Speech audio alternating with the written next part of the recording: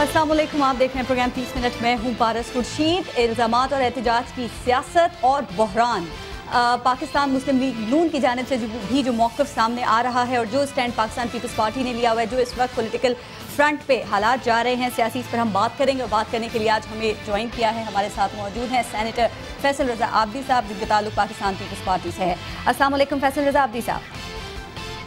जी वालेकुम अस्सलाम। फैसल रज़ा आबदी साहब, मुल्क बहरान का शिकार है। ये बहरान किसका पैदा किया हुआ है और इसको ख़त्म करना किसकी जिम्मेदारी है? निज़ाम अदल पे चलती है जो कोई भी मुमलिकत चले जी, उसके बाद गवर्नेंस आती है और उसके बाद फिर लॉ एंड ऑर्डर की जो फोर्सेस होती हैं वो उस पर अमल पैरा होती हैं, जबकि एक बाजू जो है वो एग्जेक्टिव की सूरत में अपने मुसलसल किरदार अदा करता है। जब मुकदमात 23 लाख अदालतों में मौजूद हों जो कि सरहन अवाम पाकिस्तान से रिलेटेड हों और उस पर फैसले ना आए, तो निज़ाम अदल की जो नाकामी है और फिर एग्जेक्टिव को जो दरपेश मसाइल हैं जिसके अंदर मुख्तलिफ लॉ एंड ऑर्डर की सिचुएशन है, जो मुख्तलिफ दहशत गर्दी की वारदातें हैं, उसके अंदर मुख्तलिफ मसाइल जो है अभी आपने शुरू में जो बात कही है, इसका मतलब यह है कि निज़ाम अदल मुल्क में सही नहीं चल रहा है?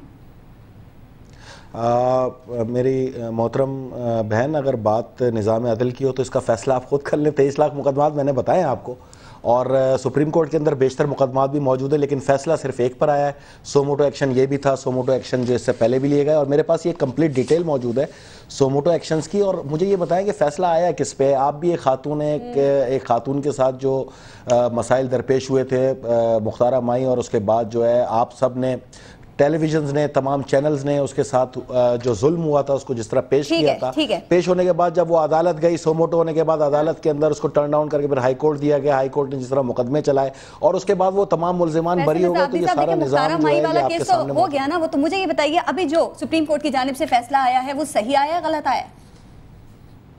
देखें जी, इसमें कोई शक नहीं है कि सुप्रीम कोर्ट ने एक सजा दी वजीर आज़म को। ये सुप्रीम कोर्ट का एक हक था कि वो किसी भी केस को सुनते हुए उस पर फैसला सादिर करे, लेकिन मैं आज फिर अपनी जगह खड़ा हूं। अगर सुप्रीम कोर्ट को वजीर आज़म को हटाना मकसद होता तो 63(1) के अंदर फैसला देती। उसको एक ऑर्डिनेंस का सहारा, जो कि 2003 के अंदर ऑर्डिनेंस आया था, जिसके ना रूल थे, ना रेगुलेशन थे, ना असेंबली से पास हुआ था, उसका सहारा लेते हुए उस ऑर्डिनेंस के अंदर वाज़े तौर पर ऑर्डिनेंस की डिटेल भी मेरे पास मौजूद है, उसमें कहीं भी डिस्क्वालिफिकेशन नहीं है। तो अब पूरे मुल्क के अंदर जो गुफ्तगू की जा रही है वो किसी आइन पर या आइनी शिक पर या आर्टिकल पर नहीं की जा रही, इखलाकियात पर की जा रही है। अगर इखलाकियात पर मुल्क चलते हैं तो फिर आपकी बात। अब्दी साहब, अभी आपने कहा सुप्रीम कोर्ट का हक था, उन्होंने सजा दी, यानी कि आप ये मान रहे हैं कि वजीर आजम को सजा हुई तो उसके बाद क्या ओहदे पे रहना जायज है? देखें जी, अगर मैं कोई एक ऐसा एक्सीडेंट कर दूं कि उससे किसी की अगर मैं कोई एक्सीडेंट कर दूं और उससे किसी की डेथ वाकई हो जाए तो कोई मुझे डिस्क्वालीफाई नहीं कर सकता, ये कानून के अंदर लिखा है। लेकिन अगर मैं किसी को गन शॉट से हलाक कर दूं और मुझे सज़ा हो जाए तो बिल्कुल मैं डिस्क्वालीफाई करता हूं। और इसके अंदर जो इखलाकियात दो सूरतों में होती है, अगर चोरी, डाका जनी, किसी का हक मारना, लूटना मुख्तलिफ मुकदमा है, और एक किसी की ऐसी गुफ्तगू पर रिफ्यूज़ करना। अब सहाफ़ी भी तो रिफ्यूज़ करते रहे ना, देखें आपके सामने मौजूद है, जब जजों को 17 जजों को निकाल के आप लोगों ने रोड पर बिठा दिया था, कोर्ट में आके बैठ गए थे 17 जज, तो उन्होंने सोर्स ऑफ इंफॉर्मेशन पूछी थी जब केस चला तो आप लोगों ने भी अदालत को रिफ्यूज किया था कि हम नहीं बता सकते। आइन के अंदर कहीं ऐसी मुमानियत नहीं है कि आप अदालत को रिफ्यूज करें कि हम नहीं बता सकते, लेकिन उसके बावजूद आपने इखलाकियात पे चलते हुए कहा जी हम अपना सोर्स ऑफ इंफॉर्मेशन नहीं बताएंगे, तो मेरी नजर में तो वो भी तौहीन अदालत है। लेकिन अगर आप समझती हैं कि वजीर आजम ने आर्टिकल 248 सब सेक्शन 2 जो आइन में दर्ज शिक है उसके तहत इंकार किया है और उस पर सजा हो जाना, तो ये इखलाकियात के ज़मरे में नहीं आता, ये आइन के एक आर्टिकल के तहत किया है। और अभी जब तफसीली फैसला आएगा तो उसके बाद इस पर मजीद गुफ्तगू हो पाएगी कि आया ये ऑर्डिनेंस के अंदर किसी शिक को नथी तो नहीं किया गया। अगर शिक को नथी किया गया होगा तो फिर उस पर बहस करते हैं। रियासत के सतूनों में से एक अहम सतून अदलिया है, और बहरान उसी वक्त होता है जब ये पिलर्स ऑफ स्टेट जो हैं ये आपस में टकराते हैं और इनमें इख्तिलाफ राय होता है। जब से वजीर आजम यूसुफ रजा गिलानी साहब के खिलाफ फैसला आया है, आपकी पाकिस्तान पीपल्स पार्टी में से चाहे कोई छोटा हो बड़ा हो, वो अदालती फैसलों पर तनकीद किए जा रहा है। ऐसा लग रहा है कि रविश बना ली अपनी। क्या मुंतखब नुमाइंदों को ये ज़ेब देता है कि वो अदलिया के फैसलों के खिलाफ तनकीद करें? कतन इस पर कोई बहस नहीं की। मैं आपको इस चीज़ को वाजे करता चलूं, और पूरे पाकिस्तान अगर कोई ये समझता है कि हमने तनकीद की, देखें एक पार्टी का स्टांस जो है वो अलग है, PMLN, बाकी तमाम पार्टियों का स्टांस यही है कि एक तफसीली फैसला आने दें। यहाँ तक कि चीफ इलेक्शन कमिश्नर जो कि खुद एक सुप्रीम कोर्ट के जज हैं, कायम मुकाम अभी चीफ इलेक्शन कमिश्नर है शाकिर अल्लाह जान साहब, उनका स्टेटमेंट ये सामने है कि कन्विक्ट प्राइम मिनिस्टर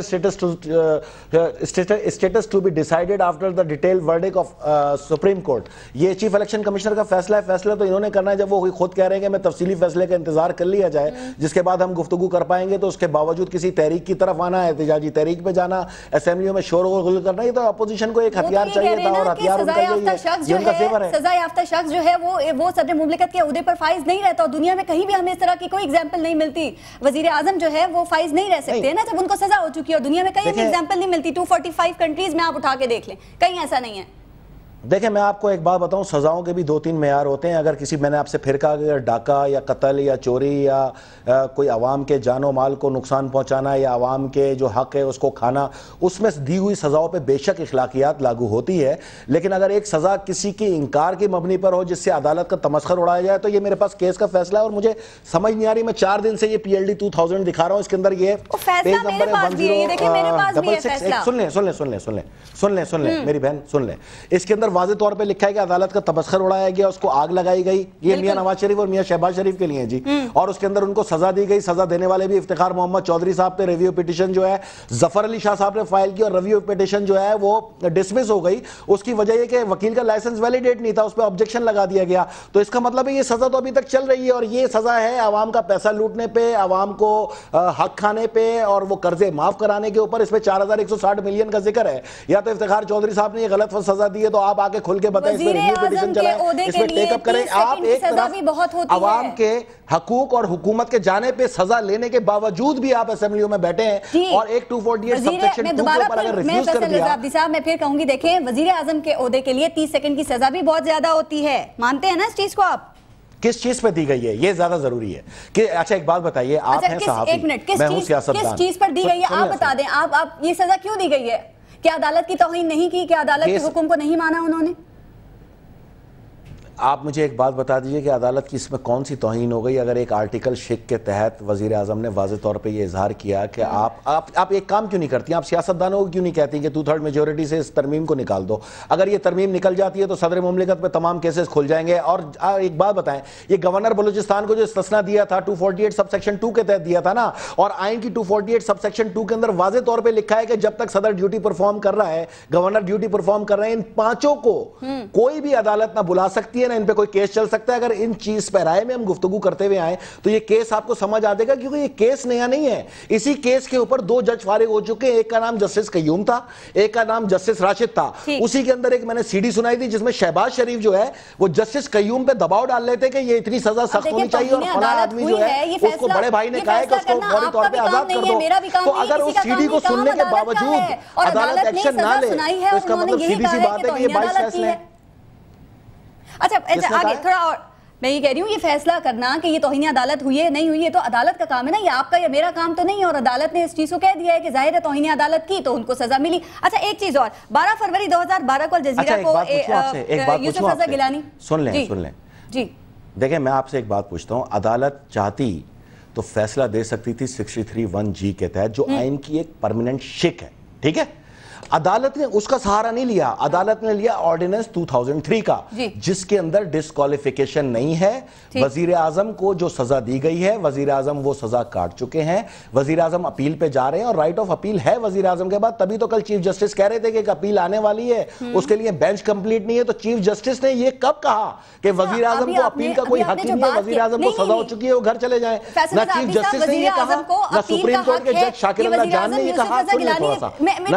میری بات سنیں، دیکھیں وزیر اعظم یوسف رضا گیلانی نے خود یہ کہا ہے کہ میرے پاس اپیل کا حق ہے اور میں اس کو استعمال کروں گا۔ آپ جن ججز اور ان کے عدالتی فیصلوں پر جن پر آپ تنقید کر رہے ہیں، اب آپ کے پاس اپیل کا حق ہے حکومت کی جانب سے، اگر آپ لوگوں کی جانب سے اپیل کی جاتی ہے تو پھر تو یہی ججز سنیں گے نا، پھر کیا کریں گے آپ؟ آپ کو یہ کس نے کہا کہ میں اس فیصلے کے اوپر عدالت پہ تنقید کر رہا ہوں؟ میں تو میرے 2 اسٹانس ہیں اور میں کھل کے آپ کے پروگرام میں بتا دوں۔ ایک کہ PCO جج PCO 1 کیسز کے اندر خود افتخار چودھری صاحب بیٹھے ہوئے، اور PCO 2 کیس کے اندر جو ہے انہوں نے PCO پہ حلف اٹھانے والے 52 ججوں کو جو ہے گھر بھیج دیا۔ ایک ملک کے اندر یہ 2 قانون کیوں ہیں؟ اگر آپ نے معافی مانگ کے بیٹھے تو ان کو بھی معاف کر کے آپ پورے عدالت کے اندر بٹھا سکتے تھے۔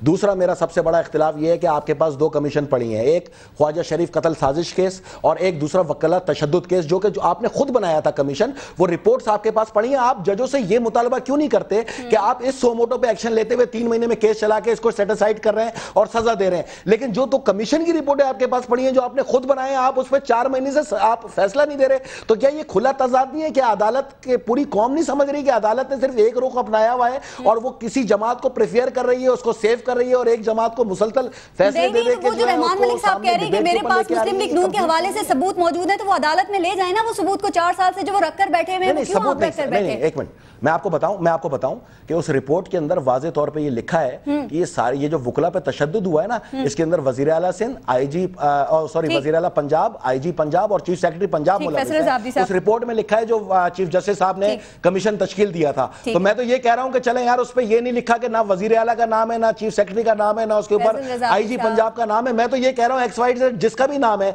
जब कमीशन की रिपोर्ट आपके पास आ गई तो 4 महीने से धूल क्यों जम रही है? आपका काम है फैसला देना। जैसी रिपोर्ट मिलती है आप अगले दिन फैसला देते उसके ऊपर। आपने 4 महीने से फैसला नहीं दिया तो मेरे जैसा आदमी तो डिबेट करेगा। बहुत शुक्रिया फैसल रजा अब्दी साहब, सेनेटर पीपल्स पार्टी के हमारे साथ थे, बात कर रहे थे इस वक्त मुल्क में एक बहरान जारी है उसके हवाले से। इस वक्त हो गया है, ये वक्त हो गया एक ब्रेक का। ब्रेक के बाद जब हम वापस आएंगे एक दूसरे गेस्ट हमारे साथ मौजूद होंगे, मजीद इसी इशू पर हम उनसे बात करेंगे। आप देखते रहिएगा 30 मिनट।